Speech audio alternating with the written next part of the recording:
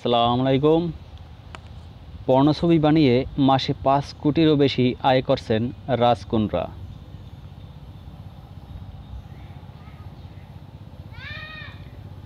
পর্ণছবি তৈরির অভিযোগে গ্রেপ্তার বলিউড অভিনেত্রী শিল্পা শেট্টির স্বামী রাজ কুন্দ্রার জামিন নাকচ করে ১৪ দিনের জেল হাজতে রাখার নির্দেশ দিয়েছেন আদালত।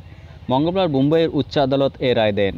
এরই মধ্যে মুম্বাইয়ের অপরাধ দমন শাখা আদালতকে জানিয়েছে, রাজ ও তার সহকারী রায়ান থর্পের চ্যাট থেকে অ্যাপ হটশট এর আর্থিক লেনদেনের তথ্য পাওয়া গিয়েছে। ২০২০ এর আগস্ট মাস থেকে ডিসেম্বরের মধ্যে পর্ণছবি বানিয়ে অন্তত ১,১৭,০০,০০০ টাকা আয় করেছে রাজেরা। এদিকে রাজকুন্দ্রা কাণ্ডে প্রথম চার্জশিট জমা দিয়েছে মুম্বাই পুলিশ। এতে রাজের অপর একটি অ্যাপ বলিফেম মিডিয়া লিমিটেড এর সমস্ত আর্থিক লেনদেনের উল্লেখ রয়েছে। জানা গেছে, সেই অ্যাপের মাধ্যমে কত আয় হতে পারে তার একটা পরিকল্পনা করা হয়েছিল।